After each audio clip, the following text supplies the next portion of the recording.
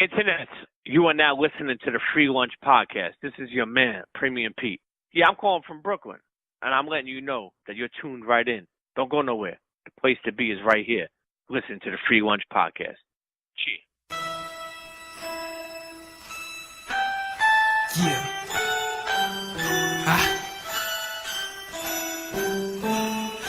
Set the world on fire, take the block by storm, but I blow so cold, nigga, warm your hands in the hell where the fire burn blue when the wheels turn slow when the steel pierce your skin, but it ain't so soft. I was raised in the Ville, I'm prepared for a war, and my shield so thorough that I don't need a hammer, and the heat don't scare me, man. This Alabama in the summer like a hammer to a runner, you gon' feel me. Go ahead, call me Green Tea Billy, Free Willy in your mind at the same damn time. You don't even wanna reach for the ceiling high.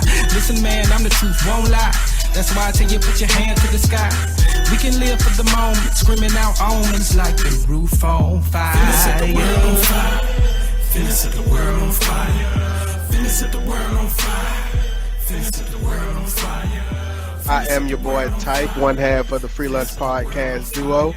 BG, how you doing? Free Lunch Podcast family, what's happening? You just jump right in there, bro. You ain't gonna let us warm up or stretch or nothing, huh? Nah, ain't no stretching today, man. Y'all been going at it all day, so.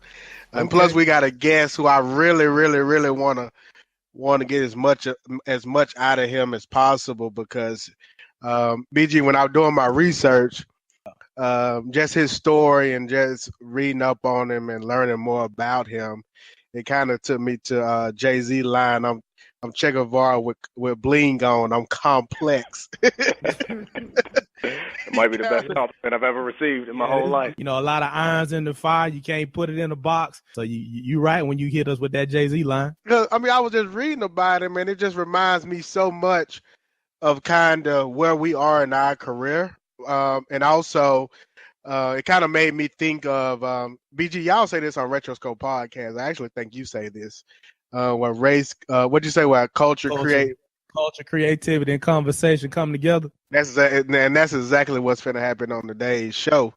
I had the opportunity to kind of get to know our guest for today. Really, just from his time with the Undefeated, and also just watching him maneuver on Mike and Mike, and one of my favorite shows, the Dan Le Batard show. And I was like, man, the way he kind of addresses race, the culture and what you just said, and use creativity and doesn't shy away from those topics. I was like, this is the type of guy that we want on our show. And what the audience is going to find out is very, very, very intelligent brother that's been in the room with the likes of Roger Goodell, Jerry Jones, has been on the forefront when it comes to the NFL lockout in 2011, I believe. And he was at that age. He was 29 when he was teaching us how to maneuver in the room with a lot of vultures. You know what I mean? Mm-hmm. And then listening to his commencement speech at his alma mater really just was the perfect framework for today's conversation. So, and when we talk about athletes, professional athletes, to be more exact, we tend to have this preconceived notion about, you know, what those individuals are. We know they're great. They have athletic talent. And a lot of times our opinion stops right there. So to have this conversation, it's going to really bring out, you know, something that we should not take for granted, but then also something that we should instill in those younger people that are coming up that want to be athletes. We should also allow them to lean on something else outside of the athletics and being able to use their life for, you know, greater purposes. Never been afraid to play in my school clothes. Man. Man, if I played in my First school of all, clothes, y'all set me up to fail, man. Like all that effusive praise, like I prefer when I come in and people like, yeah, my man played football, and then I catch him off guard, like, oh, he could read too. But now y'all done told everybody that I'm smart and all this, and now they got these high expectations. And I'm about to say something profound. Next time, just be like, my man Fox, he played football a long time ago, and we're going to hop into it. And then I can use some words, and people are like, damn, my man can read. And y'all heard the voice of Domonique Foxworth, senior writer for the Undefeated. That ain't how we operate on this show. And I selfishly kind of wanted to bring you on the show simply because of a lot of the things you said in the commencement in your commencement speech reflected where I am today. So I was like, man, let's just rap with Domonique Foxworth. How are you today? I'm doing great.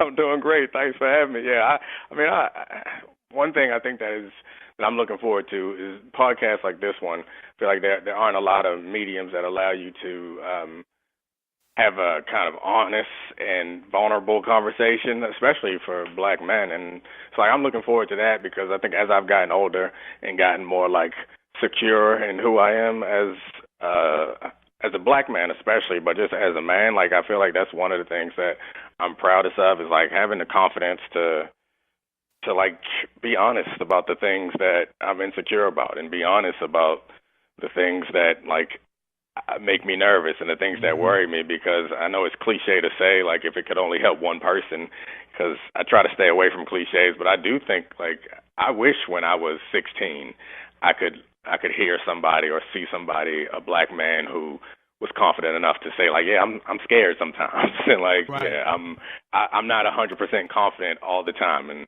while I have those moments where I feel like I have a cornerback's bravado and a rapper's confidence like that. I have those moments, and I have those moments more often than I have like moments of insecurity. But I think it's also honest to talk about when you do feel inadequate. And frankly, a lot of the things that you guys talked about, like in me going to like business school and that sort of stuff, was kind of motivated by like my insecurities and feeling that I was being underestimated and parts of me was being underestimated. So I don't know if that's the right reason to go and do those sorts of things, but that was part of my motivation is I never want to be, you guys talked about being put in a box.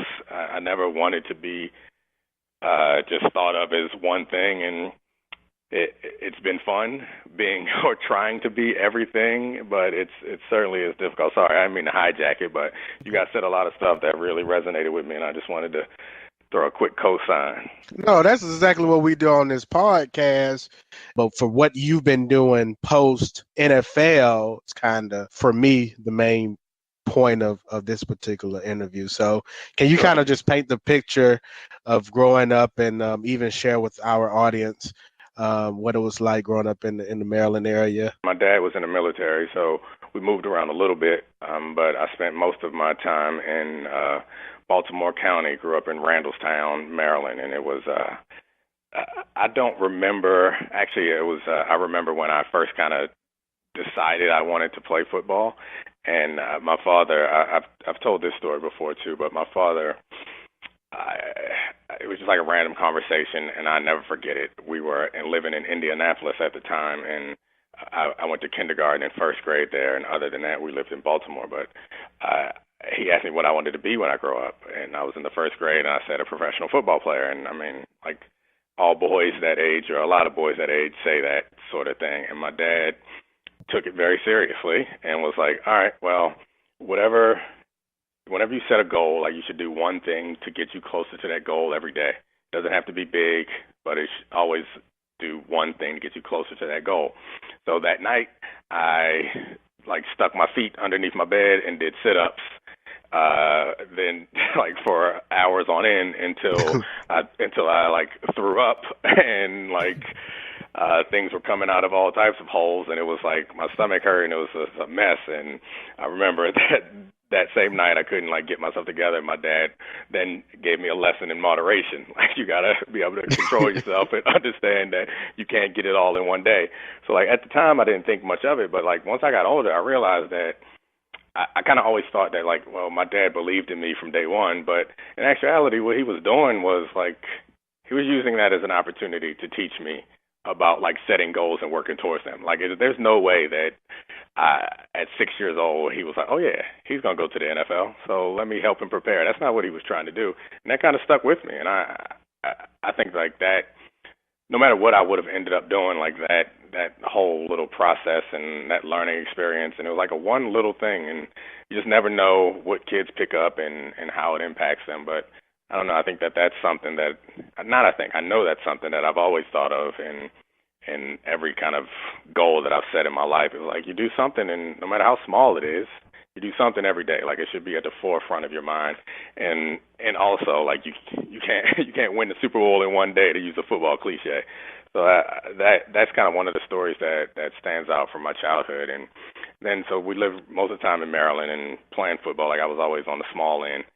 And so that I can go through that whole cliche thing of nobody believed in me, because obviously nobody did. No one ever believes that anyone is going to make it, because, like, it just goes against all the odds. And then I started getting scholarships, and I ended up deciding to go to University of Maryland. And a lot of people thought that it was because, like, it was close, it was local, or something like that. But that wasn't why. Like, I went there because they were bad. They were 5 and 6 or something the year before, and I was like, all right. I can start there. And it worked out. I started towards the end of my freshman year, and we weren't bad. We won the ACC championship, and I think over my first 3 seasons there, we might have only lost 4 games, I think. So we had a good run. My senior year, we weren't as good.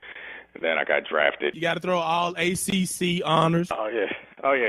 I was balling. I mean, you don't get drafted if you ain't balling. So yeah, I think it was in the 3rd round out to Denver, and I actually loved that city. That was pretty fun. It was so yeah. I do remember I might have told this story in my commencement too. Is speaking of, like, people doubting you and people making assumptions about you. Right. I remember very clearly that I got my first scholarship at the end of my sophomore season.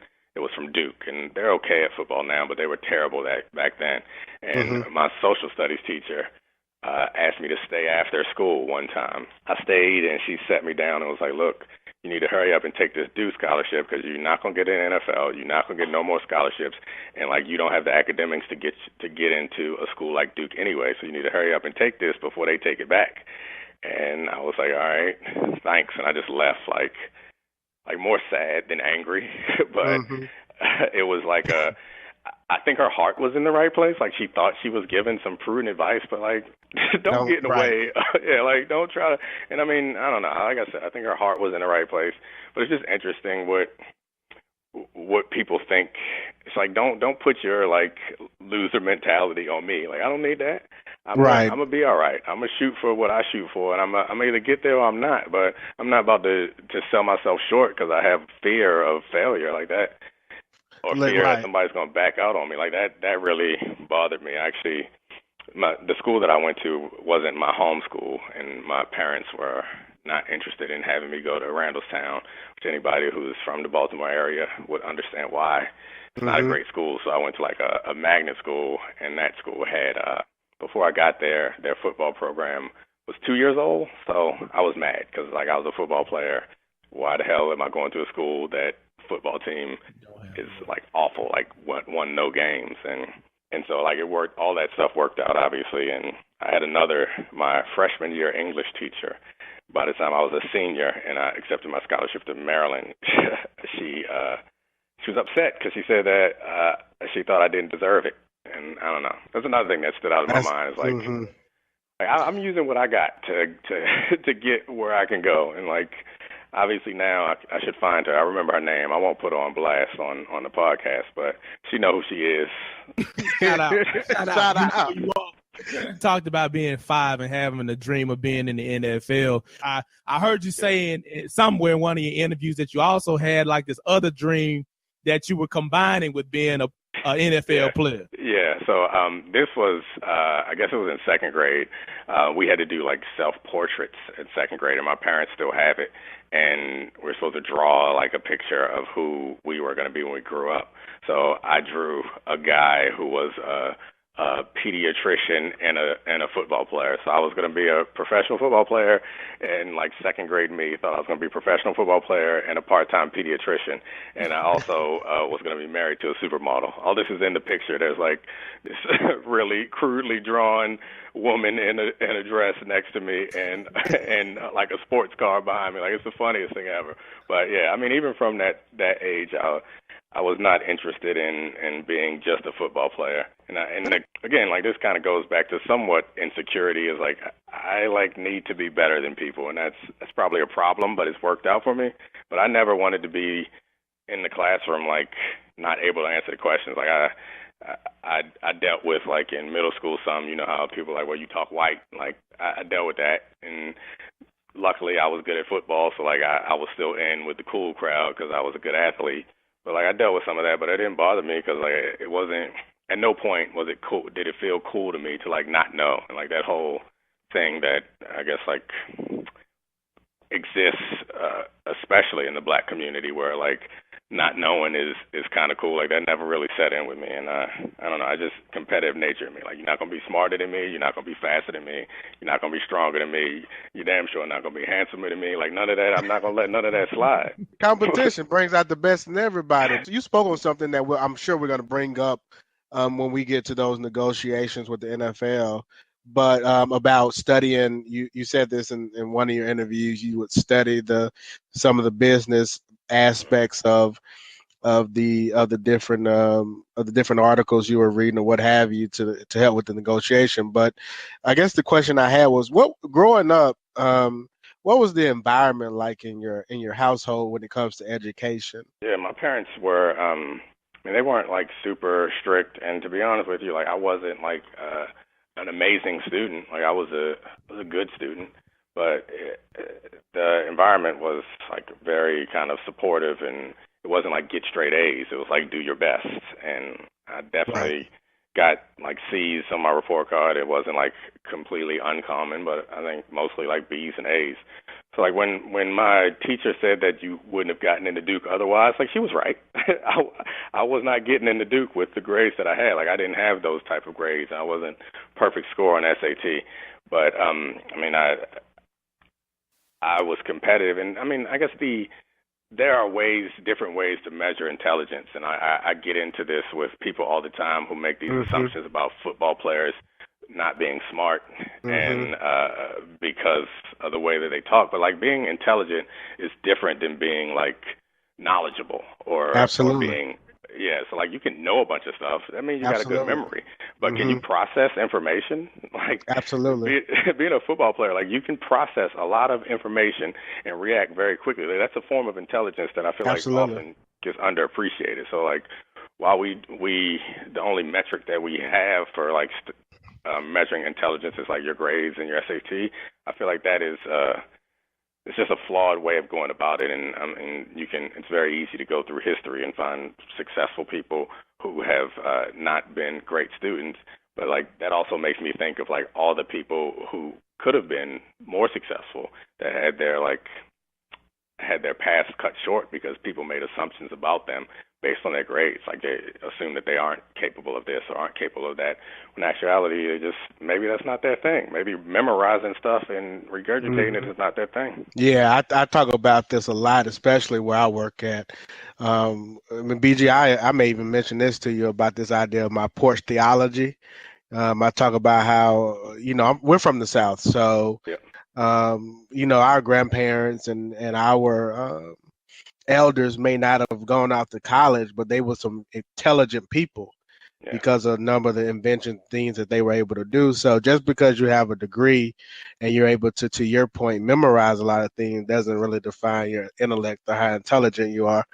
I saw you on the Colin Cowherd show, and you spoke about the locker room environment and how basically to this very same point around intelligence and you thinking, I don't know if you said this, these were your words, I believe, you thought you were you thought you were smarter, but then you found out how these people can process and et cetera. Yeah, I mean, I think that's tied to like talking about insecurity and your own identity. Like, that was always my identity, was like I was the great athlete. Like, that was my identity and up until high school. Then I got to college, and like, we're all great athletes, and then I'm like the smart athlete, and then I get to the NFL, and I'm like leadership in the Players Association, and I'm like taking on all these other causes outside. So like, my identity was very much tied up in being like the smart athlete, to the point where I started to kind of think of myself as like smarter than my teammates and falling into that trap. And I mean, as you heard from what I just said a couple minutes ago, that's just not true. Like, just because, and many of my teammates were from the South, and many of them like went to really, really poor schools all the way through college and didn't go to class, and like, didn't necessarily speak clear and correct English, but that's not a measure of intelligence. And coming to understand, like, it didn't feel great to like come to that realization that no, you're really not smarter than these guys. Like, you just prioritize different things and show your intellect in another way. Like, that was like a little bit of an awakening. But I also talked about when I had a false like perception of like how smart the owners were. Going into that, in terms of you being at that table with them, how did you get involved with the NFL Players Association? I kind of always, like I said, like my identity was somewhat tied up in being the smart athlete. So like I would look for these opportunities. My rookie year, I wrote a weekly column for the Denver Post, just because like I wanted to continue to challenge myself and intellectually off the field.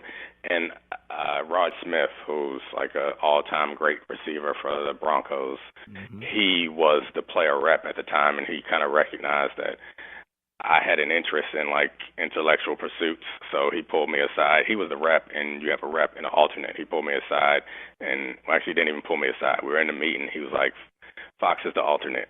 Like, so then everyone voted, and I was the alternate. And he didn't ask me, he didn't talk. He was like, that's what you're doing. And, I mean, he recognized that he wanted someone in place for when he retired that would take it seriously.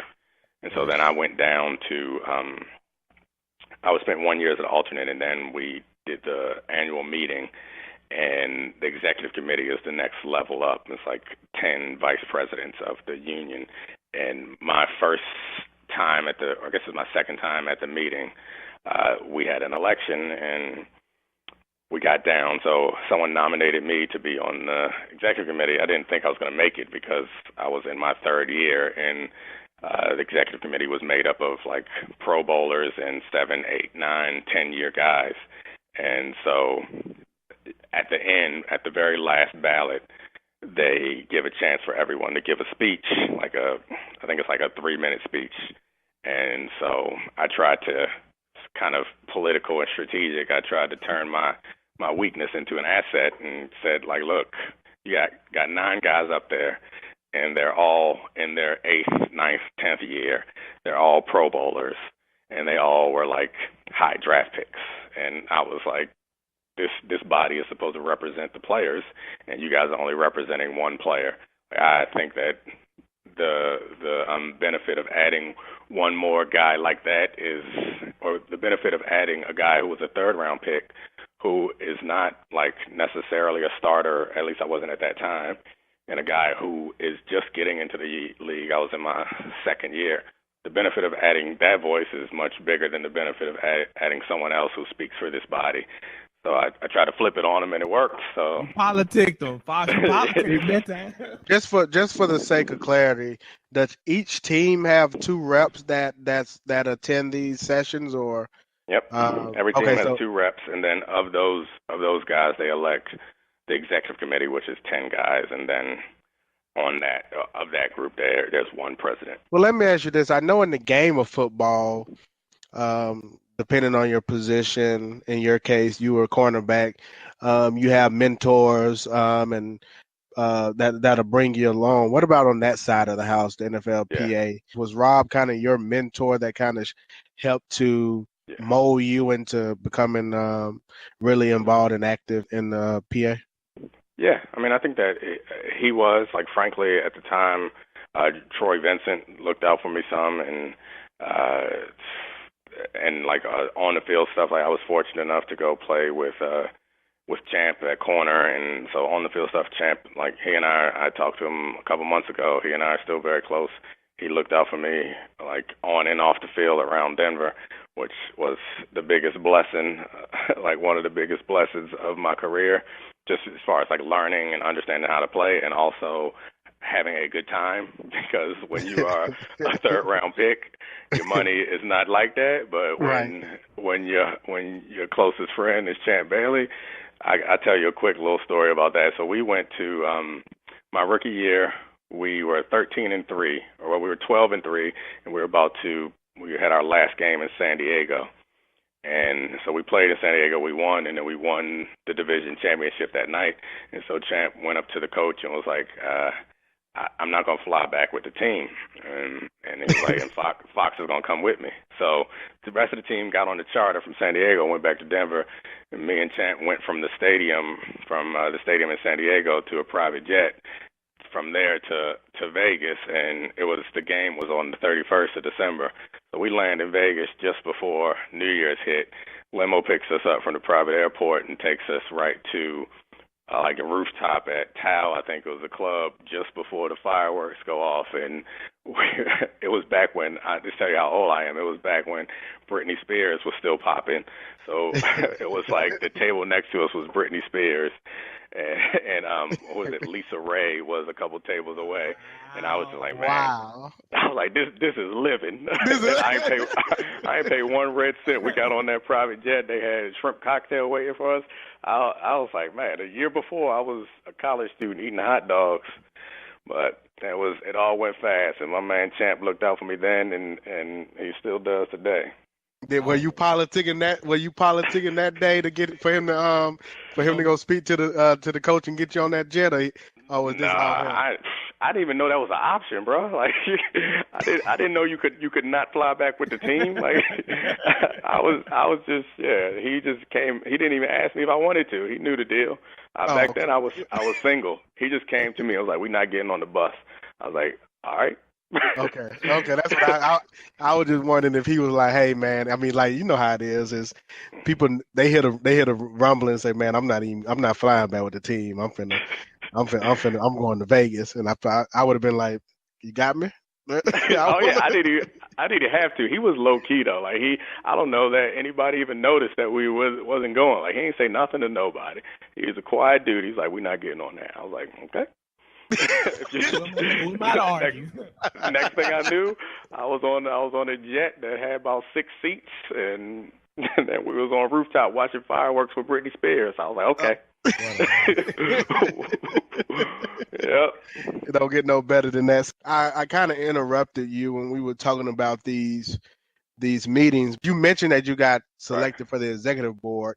How do you go from being elected from the executive board to actually becoming the president of the Yeah, I mean, it's a similar process. So the first time I ran for president from the executive committee, I actually lost, and then the next time I ran, nobody ran against me. So I mean, I guess technically I was elected, but I don't know if nobody wanted the job or they was intimidated.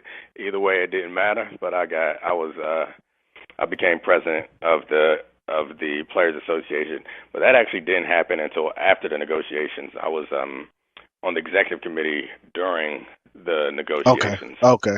Were you still at this time playing football, or had you torn your ACL at that point? Yeah, I was still playing. I tore my ACL the last season before. So we had already started doing some negotiations before I tore my ACL. Then I tore my ACL, which obviously is not something that anyone should ever be excited about. But I mean, I'd be damned if that wasn't like one of the best things that happened to me. Like my wife just had our first daughter, so I could stay on with her, and I also had time to devote myself to the negotiations, which ended up leading to the Harvard Business School. Like I wouldn't have gotten in, like none of that would have happened, which led to where I am now. So I don't know. I know it's again. I mean, it was just part of your journey. Mm-hmm. Yeah, I try to stay away from the cliches and stuff, but they exist for a reason. And there's an opportunity. There's a silver lining in anything that you feel like is going wrong. Like there's something there for you if you work hard and you look at it as an opportunity and not necessarily a setback. In your commencement speech, you this is what you write. During those negotiations, I learned that I enjoyed business, and I learned something else too. Not only did I have to overcome the preconceived notions that others had about me, I had to overcome my instinct to prejudge. I had preconceived notions both about myself and my abilities and about those on the other side of the table. So can you just kind of take us through that experience and like even those daily meetings? That's real, because I mean it's something that whether people want to admit it or not, I feel like it's something that we all kind of experience on some level. Like I mentioned, my daughter, I got 3 kids now, but like even now with 3 kids and I'm married, like sometimes I look around and I'm like, I don't feel like I should be a father of three. Like, it just doesn't feel right because like growing up, you always think of like that person, or like I think of my dad, and I think of like, and like, oh no, like I'm that guy now. Like I'm the guy when somebody breaks something that gotta go to the emergency room. So that feels weird, and I feel like that's like the idea of going to negotiations. Like I mentioned earlier, like I grew up in Baltimore. Like we weren't poor by any stretch. We were like middle class, but like we had our struggles as all families do. But like we were extremely far away from the C-suites and extremely far away from like CEOs and founders. And I mean, I don't even know like billionaires. Like I didn't know what billionaires were. So like I thought of those people as like the prototype in my mind was like Bill Gates. Like anybody who's a billionaire is Bill Gates. And so I was thinking that I was going to go into these meetings and that's what I was going to be sitting across from. Like these, and the fact that they're white men, like there are so many different like things that we internalize from our culture and like a way to think about and a way to treat white men. I remember very clearly Ira Fishman, who worked for the Players Association, who you might be able to tell by the name, but he wasn't black. But our first meeting with the owners, all of us players called all of the owners Mister, and Ira was like, "No, don't do that. Don't ever do that again. You call that man Jerry. You call him Roger." And like that was like, I don't know, it seems like something small, but it spoke to me, and it was like, yeah, you're right. Like I am only in my 20s, and he is 50 with, or 60 or 70 with billions of dollars, but he's a man, I'm a man, he ain't no better than me. And like that stuck with me. And then I remember after a few meetings, I was like shocked, because I was like, they aren't smarter than me. Like, I expected these to be dealing with, like, you guys aren't smarter than me. And I don't mean that as like disrespect. They are smart and they worked hard, but anytime anyone has any success in life, like and I talked about this in the commencement speech, like there's a mix of like hard work and just serendipity, like just raw luck. And their success is a benefit of hard work and serendipity, the same way that me making it to the NFL. Like I worked hard, but I got lucky. And so, like, coming to that realization that the only difference between him and, like my barber growing up is not that he's smarter than him, that my barber grew up in an unlucky situation. Like, this guy, and the same thing is true, frankly, of Bill Gates, and that's a good example to use. Like, if anyone's, like, read his story, like, he's very smart, and he worked very hard, but he got lucky as hell. Like, one of the main things is that he had access. He was born into a family where he had access to computers when no kids had access. Nobody had access to computers. Yeah, but the bottom line is that was the first time that I was like, I enjoy this, and like I am good enough to do this, and I'm good enough to do this with the best. So I'm going to apply to the best business schools out there as soon as I'm done with this, because if they can do it, and again, no disrespect, like they deserve respect, but like if they can do it, I can. I actually had it was an administrative assistant for one of the companies I was working for, and she told me, she basically said, hey, don't put Mr. in front of his name, just call him by his first name. And that's a lesson that I've taken with me at a very early age. But I think our upbringing as black men, young black men, whether it's we always look at a person of authority, or we see them as a person of authority, and we kind of put that Mr. in front of them, or subconsciously, because they're older than us, we put that Mr. in front of us. And that's actually something that I struggle with, but I've gotten a lot better with not even doing that. You want to show them respect, but you also, when they are your peers, which they are in that case, like, look, we the same. Yeah, especially when you got to negotiate. Fox, let me go here with this, and with my simple mind, just as an outsider looking in, I would think that as an owner of an organization, an NFL organization, I know I'm investing my money in a product. So I'm paying guys salary to go out there and perform because I'm wanting to get championships and increase my brand notoriety and all these things. So to me, that's kind of simple. Protect your product. But in the midst of all of that, there does stand the need to have a union or a players association. So with you being on that side of the fence, what are some of the things that the players association has to press these owners for on a continual basis? So, I mean, I think the big thing that everyone is always talking about is like the revenue split. So conceptually, we are like supposedly partners in this. Like, we can't play in the NFL without them, and they can't put on NFL games without us. So the revenue belongs to all of us equally, and we need to figure out how to split it. So that's one area of contention all the time. And then there's also, like, in any unionized work environment, there's work rules. So it's like how, in this particular case, it's like how long you can practice, like how much exposure to hits in the head that people, and that's unique to football, obviously. And then there's like the benefits and health care and continued education benefits. So like a lot of that stuff is really boring and uninteresting, but there's a lot that they have. You can't, and you guys know this, like any adult knows this, that you can't rely on other people to protect your interests.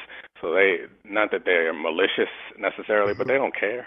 They care about their interests first. And if we're not there to say, whoa, slow down, then we will get kind of treated like commodities, which is what they kind of try to do. And I mean, I don't wish to like attach any like malintent to it, but it's just the way it is. And people do what's in their best interest, and that's the purpose of the Players Association, is to ensure that the players' interests are protected. You're sitting in those meetings, and you're young. You're 29, 30 years old at this point. How are the owners responding to a group of 29 and 30-year-old men, and they see them as their employees? We started looking at them from a place of respect, like a very high respect. And I think they started at a lower place for us. But I do think very early on in the process,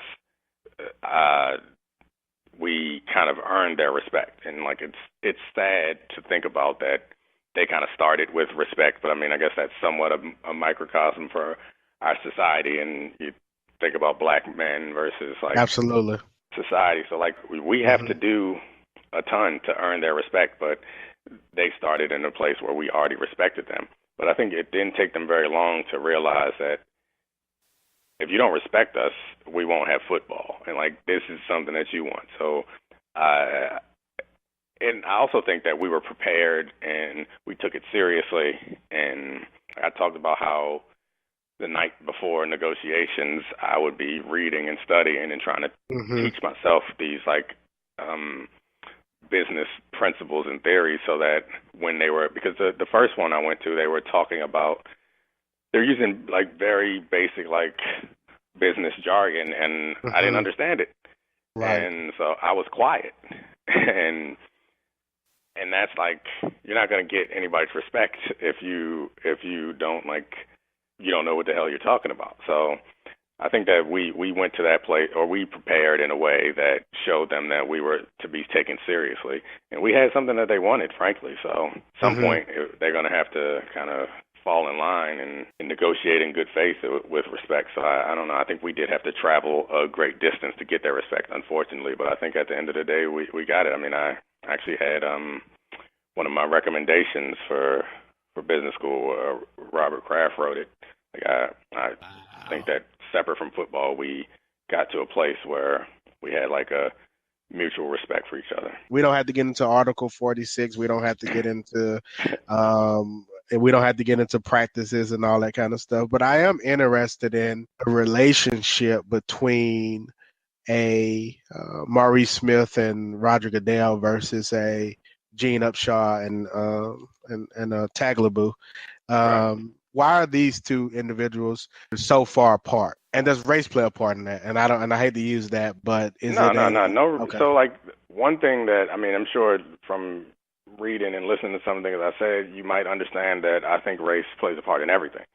Like, I just think it's something that we realize, that we notice, even subconsciously. Like, it plays a role, and like I catch myself making assumptions about people based on their appearance. So like I'm not going to say that doesn't have anything to do with it, but I think the major factor is, I think that Paul Tagliabue got to a point where, and I'm not sure how he did it, but he got to a point where he had some autonomy from the owners.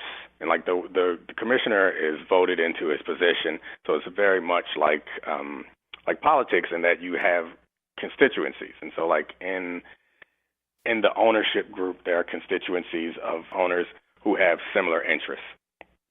And you need to keep enough of those owners happy with you to keep your job, frankly.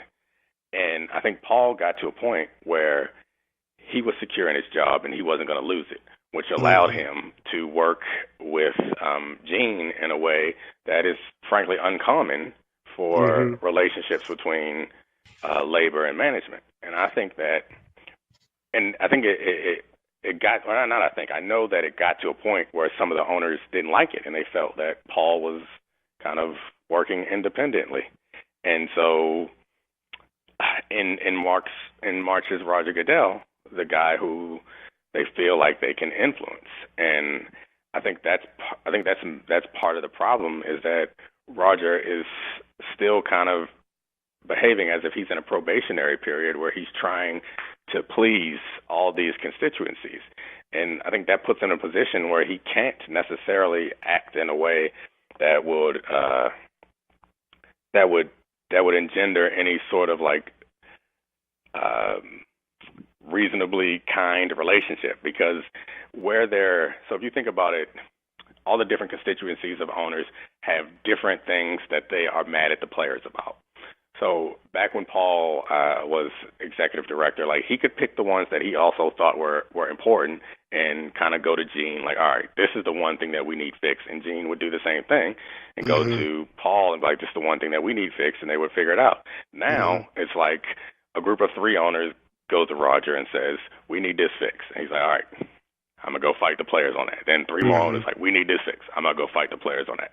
And like, he's in a position and like, without being inside the organization and without being in Roger's head, I don't know exactly what's going on, but that's the feeling that I get, is like, there is no place where where D and Roger cannot fight, because Roger is constantly trying to engender support from all these constituencies of owners. And at this point in his career, I would expect him to be at a point where he has some like independence and autonomy. So, I mean, there are certainly many reasons to be critical of D also, but I worked with him, so that's my own. That just sounds like owner lash to me. That sounds like owner lash.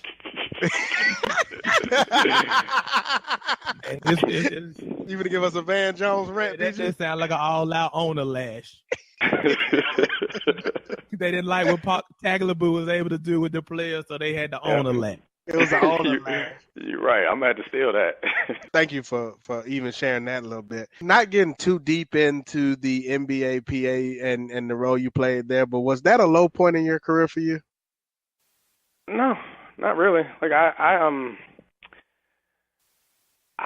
so when I went to business school, like I told you, what kind of motivated me to go to business school is because I looked at the owners and I was like, I could be a billionaire. Like I could be like a big wig executive. So I went to business school, and then I was a candidate for the executive director's role at the MBPA. I didn't get it, but then I got brought on as the COO, and I was going to work every day, and like there was only a small portion of my job that I enjoyed. And I just realized, like, and I started to think, like, and this goes back to like how we're talking about like being comfortable in who you are and being secure in yourself. And it was like I was going to work every day to a job that I didn't like, and like I had worked really hard. I made a lot of money playing football. I got this fancy Harvard MBA, and like I did all that for what? And in my mind, it was like so that I can climb this ladder and I could be a CEO, or I could like make hundreds of millions of dollars, and then what? That's not living. That's just like you're on this hedonic treadmill where you never actually get to your goal. And like that's the life that I lived in football, where it's like, all right, work. We got a game. We win. Like you enjoy it for 30 seconds, and then you back to work. Work. Like I don't know. If I'm not enjoying what I'm doing at this point in my life, given like the success that I've had, the financial security that I've had, then like what the hell am I doing? So I don't know. I just had to kind of be honest with myself and like, you took this job because it paid a lot of money, and well, in part, my passion for the players is something that's genuine. But part of the reason why I took the job at this time is like it's a big title and it paid a lot of money. And if you aren't enjoying it, then what are you doing this for? And so I stopped. I was like, I don't know. Like I don't need to work 10-hour days when I got 3 kids and like come home and be mad and then look at my alarm clock and be pissed in the morning. Like that's not the life. I just feel like I make this joke. I make this joke with some of my friends. So like when I was kind of like a star player at Maryland, and when I was young and single in the NFL, I was like, I gotta go do all this stuff, and I gotta meet as many women as I can, and I gotta experience as much as I can, because like I owe it to y'all. Like I owe it to all my friends. I owe it to all single men in America who wish that they had this. Like I owe it to y'all. I'm doing this for the cause. I'm doing this for the cause. I don't feel like going to the club again and trying to take somebody home, but I got to do it. Like I mean, because there are a bunch of men out there who wish they could, and like that's kind of a joke, but I like feel the same way about my life now. Like I'm 33 and financially secure with young kids. Like I owe it to everyone who wishes that they were 33 and financially secure to not like be going into this awful job that I'm not enjoying and like being depressed every day. Like I do something fun, and I enjoy writing and I enjoy talking. And it's not to say that I won't ever, like honestly, like I do sometimes. My journalist friends get mad at me because I say like sometimes I do have a yearning to do something more consequential, and they get mad because like I'm saying that their job is not consequential, which I don't mean that at all, but like I do have a desire to be making the news rather than talking about the news again at some point in my life. Like that's in me, and I think I will again at some point. But right now, like I enjoy this flexibility. I enjoy being able. I went to my oldest daughter's school yesterday, and spent most of the day there with lunch helping and doing all this other stuff, and staying home with the kids. Like this is all stuff that I don't know. I think that most fathers wish that they had the ability to do, and I'm enjoying doing it for the time being. There's not a lot as to the reasoning behind your resignation and all of that. Oh, yeah. So I don't want to go into your personal life, into the details, but I was. No, that's why we're here. That's what people want. No, I mean I don't have no shame talking about that. I want to talk about Hollywood now. We got to talk about Hollywood, the television, the writing, being on TV, and all this stuff. We got to talk about that part. When I quit at the Players Association, I did not have anything set up. But like I mentioned before, like I always enjoy like academic pursuits, and I enjoyed writing. So I just started writing and sending stuff to different publications. One piece that I wrote that kind of got the most attention was about the movie Concussion. I wrote it, sent it to the USA Today, and it kind of blew up. And then from there, an agent called, and like all this stuff fell into my lap. So I didn't really plan on. Part of the reason why I went to business school was because like I don't ever want to be the football player who's like still his identity is still tied up in being a football player, which is why I think like you recognize that my commentary, my writing, and my TV and radio presence, I hope is very different from other former players, because like I don't fear being like fired. I don't like, again, it's back to feeling like you have an obligation. Like I have a certain level of security. Like I feel like I have an obligation to say the things that need to be said, or say the things that people wish were said but are afraid to like get put off the air, or afraid to to offend anybody. Like, I enjoy doing that stuff, and I've told a bunch of my friends and a bunch of people I work with, like, the minute I start sounding like the rest of these former jocks, let me know, because I will quit on that day, because that's not who I want to be. So you're with the Undefeated right now, but I also saw that the Daily News was a dream job.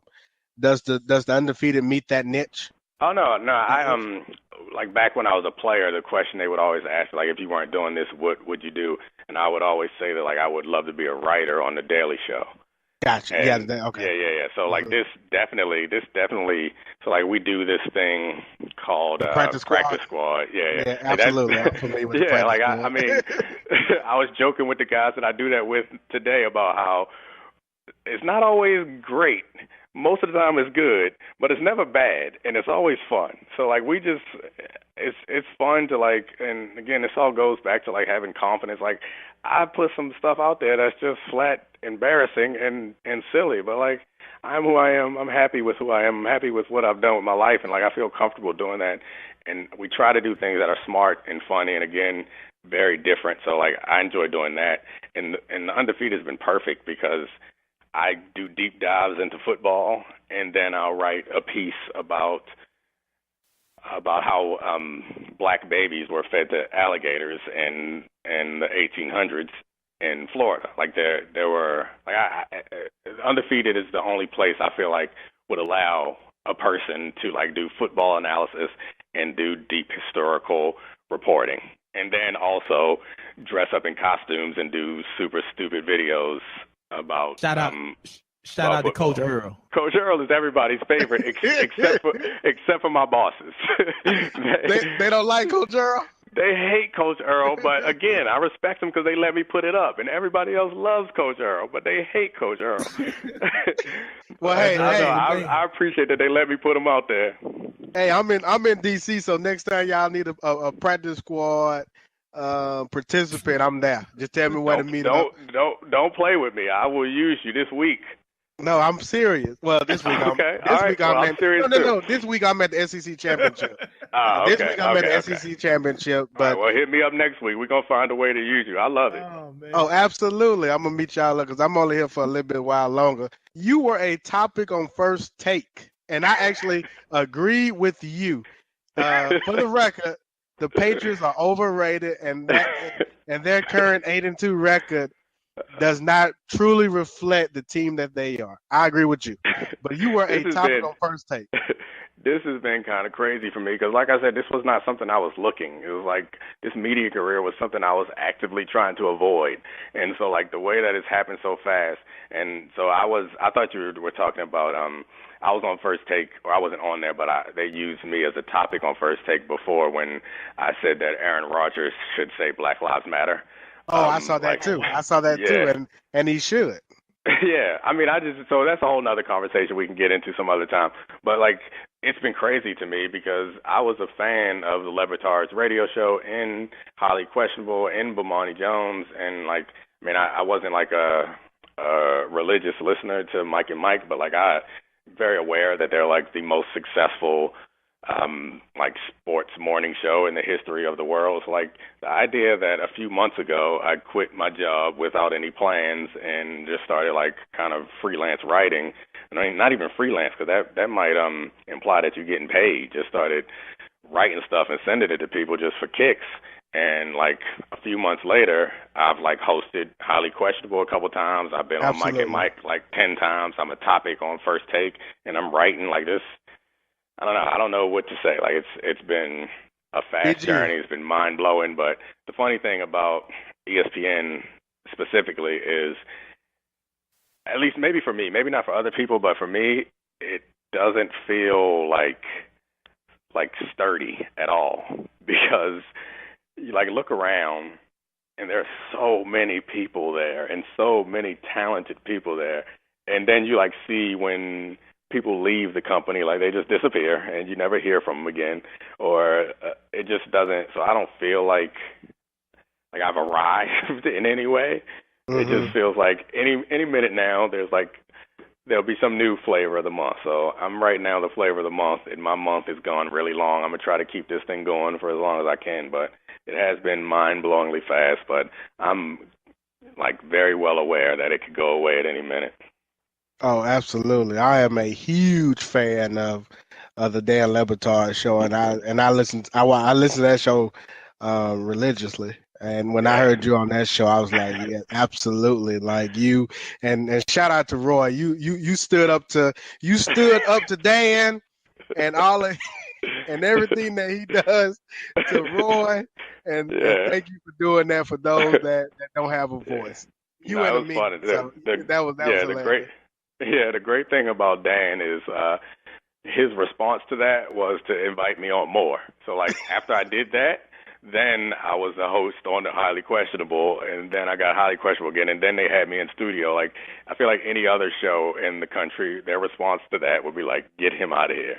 And like Dan is a real good dude. He and I had a really interesting conversation, which I feel like I can share with you because I was the only one who was opening up. So I'm not sharing any of his business, just my own. But like how one thing about how I talk about how this is something that I just kind of fell into, and it's been fun. But one thing that makes it super uncomfortable for me is like every phase of my life, there's been like a very clear goal. It's like, all right, I'm gonna get a college scholarship. All right, I'm gonna get to the NFL. I'm gonna try to win a Super Bowl.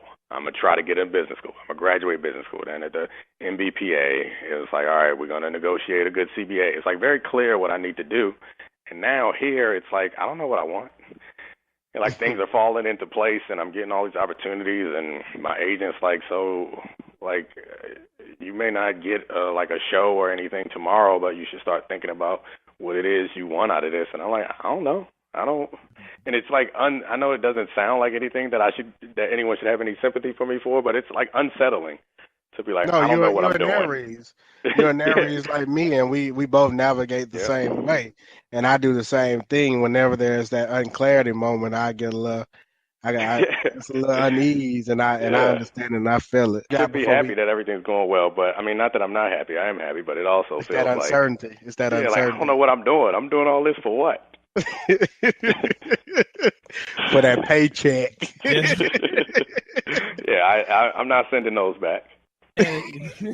No, don't ever do that. Just ride the wave, because even in the midst of you being, in an unsettled place, look at that platform and you being able to speak out and really represent a section of the society, especially black males, that really doesn't get a lot of representation, and you're doing it on a mass scale. So not to be mushy, but I mean I sincerely appreciate that, and that does that goes a long way for me, because I mean it's real. Like the unsettled stuff is real, and like not knowing what I'm doing it for is real, and knowing that like when I'm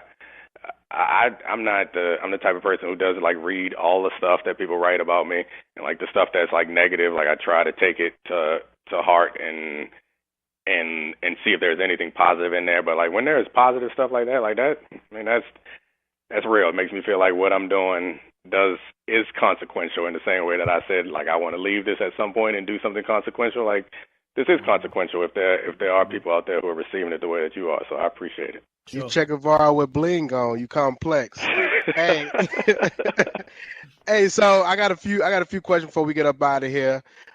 Just real quick, how do you see the impact of concussions and brain trauma studies changing the NFL? That's a tough one, because I think it depends on the day you catch me. Because there are times when I feel like it's like an actual serious threat to the future of the league, and then there's also times where I'm like, people don't really care as long as they're getting what they want out of it. I mean, I can't. It's hard for me to predict how it's gonna impact the game in the future. Like I could see it going either way, but I think I could speak a little bit to like how I feel about it. Like I'm very happy with having played, given how things have turned out for me. I don't know if I would feel that way, or if I'll still feel that way if like I am experiencing issues related to CTE when I'm like in my 50s or 60s or 40s. Like I can't imagine. I've never been in a place, like I've been down before, I've been sad before, but I've never ever felt like the solution was to take my life. And like those. And you've had a concussion before? I mean, I've never been unconscious. Have you ever had the doctor never diagnosed you with No, concussion? I've never been diagnosed with a concussion. But Okay. I mean, I think it was Chris Henry was the guy who died, the receiver for the Bengals, who had never been diagnosed with a concussion. But once he died, they found all those proteins in his brain that indicated that he would have, or he was experiencing some issues related to CTE. So like not having concussions or not having concussions is, I mean, I don't think the science is in necessarily on how those issues are caused. But I said, I was on Bo's show yesterday, and I said on there that, like, Shout out to him. he is the homie. I have no intentions of letting I have 2 daughters and a son, and, like, I have no intention of letting my son play football because, like, I made good money. He's going to fanciest private schools in the city. Like, if with all the advantages that he has, he ends up making a living by slamming his head into other people's heads, I feel like I failed. So, like, he don't need to play football. He can learn about teamwork, playing something else, basketball or something. And so, yeah, I mean, that should let you know how I feel about this stuff. But I don't know. We'll see how it turns out. Comparing your time with the NBA and NFL, what priorities should NFL players fight for in the next CBA? Off-season contracts in the NBA were ridiculous. Oh, yeah, they were. So, I mean, that's been asking tough questions. I don't think that there is an area where the NFLPA can be complacent, but I think that part of the mistake that a lot of people who cover the players associations and a lot of fans make about talking about the Players Association and what they should go after is that they're focusing on what they should go after and not necessarily how they should go after it. So, like, you can write a wish list. Like, I could rewrite the whole CBA so that it's perfect. But you have to understand that you can have whatever you want if you have the solidarity and the wherewithal to go on strike and sit out an entire season. Frankly, the owners will capitulate at some point.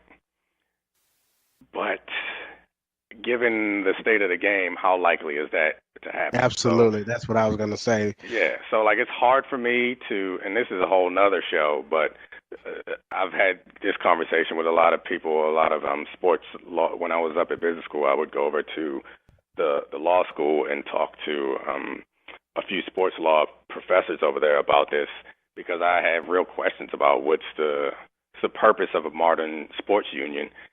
Because given now that the players, it just seems like the incentives and the power dynamics are so misaligned between the players and the owners, the idea that you will ever get like a seismic shift in the way the CBAs are written is unrealistic because the players got it good. I mean, so like focusing on what you want, I think is premature. You need to focus on how you're going to get it. And I don't know.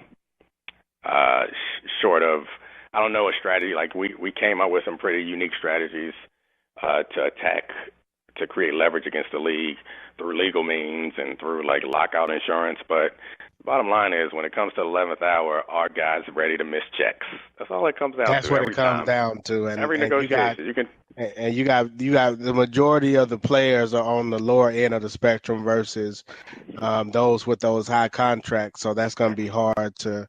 That's going to be hard to convince a group of 53 for each team or what have you to take that stance. I mean, even the guys who are on the high end of the contract, like you telling him to leave $15 million on the table for what? So that we can negotiate for another point on the CBA, which may mean $300,000, $400,000 for him. Like, I'm good. I'm gonna go ahead and take this 15 and not miss out on these checks. So I don't know. This, like I said, that's a whole nother conversation to break down the value of the modern sports union, but I don't know. So what would you want to leave our audience with? Like I said, that commencement speech is something that I recommend anyone go listen to, but even taken away from that speech around taking preconceived notions and prejudgment. First of all, I just want to thank you guys because I didn't know what to expect. Like I've listened to you guys before and I've heard about you guys, but I didn't know how this experience would go with me, but I really enjoyed it and I appreciate it. And I don't know, I think anybody that's listening to it, like I certainly encourage them to reach out to me, like via Twitter or something, at Foxworth24, and please read or listen to or watch anything that I'm on, and don't hesitate to contact me, because like I mentioned before, like, I appreciate the feedback, whether it's positive or negative. But I do have a rule: if you're gonna send some negative stuff, like, make sure it's creative. The worst thing, like, don't waste my time. Like, I get people insulting me, and it's not even funny.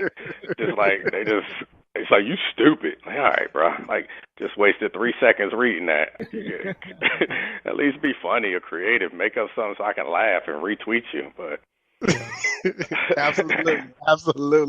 BGZ, what an amazing interview we just did with Domonique Foxworth. What you think, sir? Great episode. You know, as far as his athletic world is concerned, been on all levels, and then to throw that business, that NBA component in there, and now doing writing and being on ESPN and on the Undefeated, like, shit, man. Like, the boy got every area covered. He got every area covered, man. And what I took away from him, I mean, he's young too. He's actually younger than both you and I. 33. He's 33 by a few years, but he's getting on these shows, and he's bringing a different element, a different perspective, and he's not shying away from the conversation, and the conversation being around race. And when someone has that freedom and has that ability to speak their truth, that's all you can ask for. And I think that's courageous on his part. So I think that he's going to get back. He said it on the show, right? He's only touching on the surface level with what he's doing with the Undefeated. He's still in that uncertainty place where he's not sure where he's headed yet, but I think eventually he's going to find his way back into the media. And I think that not into the media, but into the business aspect of things. And I think we're going to see more from Domonique. One of the things that I like that he pointed out, though, is just being, I guess, accepting of insecurity and constantly working on being confident and courageous in those moments where you're vulnerable. We kept referring to the commencement speech, and you can, listeners can find it on YouTube. Domonique Foxworth commencement, and he constantly just reminded people that that really wasn't something that he was comfortable doing. But in the midst of not being comfortable, he still gave the graduates, a word from his heart. And I think that confidence and that courage to even step out into your vulnerability is major, because once you do that, you set yourself up for who knows what type of opportunities. And what we've seen just in the research and talking to him today, you see how that happens, how it comes into fruition, where you step out into it, things just begin to happen. So it's kind of like the just do theory, just do it. He legit, and he's comfortable, but he can do whatever it is from a career perspective that he wants to do, and he has access to those guys. Like he said, Maurice is his boy, Maurice Smith, Champ Bailey, man.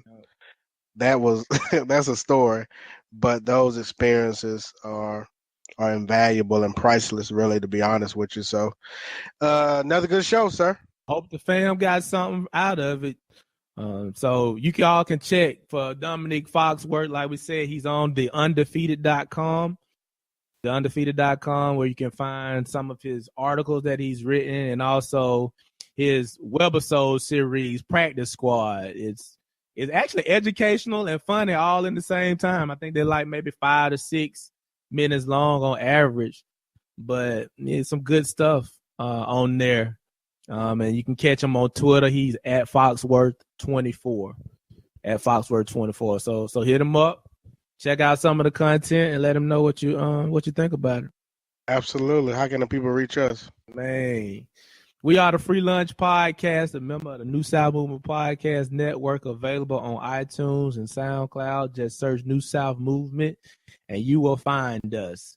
along with the rest of our family of podcasts, D1 Sports Talk. All football season, that's where I've gone to get my updates and analysis of the college football games week to week, and it is entertaining. They even talk about Teacher Bay on that show. Boy, you stupid. It's the only sports show where you get sports and Teacher Bay updates. Absolutely, Yeah, man. That's a good show, man. I enjoy recording that show, and even it's a good show. I enjoy recording that with Coach. Coach is very talented. Coach is a very, very talented individual, and I think if you haven't listened to the show, you should listen to the show just to hear Coach, because I think he's the one that kind of brings the funk in a lot of ways. The Retroscope Podcast, which is like your weekly news show. We in the Shy Peacock. We go in on that one. Communal Expressions with the Unleashed one, Miss Eva. And we got to have her on the Free Lunch Podcast, sir. Yeah, she ready. She got a busy schedule. I told her we got to get that done. So she ready. We just got to coordinate the schedule. But okay. Yeah, that'll be a good introduction to the listeners on what she got cooking over there with the Communal Expressions Podcast. So just check for us. We're a whole network. We got something for you every day from all walks of life, any part of society. We got all of it covered. So just check us out. Like I said, New South Movement on iTunes and SoundCloud. And we out of here. Finish the world on fire. Finish the world on fire. Finish the world on fire. Finish the world on fire. Finish the world on fire. Finish the world on fire. Finish the world on fire. Finish the world on fire. Finish the world on fire. Finish the world on fire. Finish the world on fire. Finish the world on fire.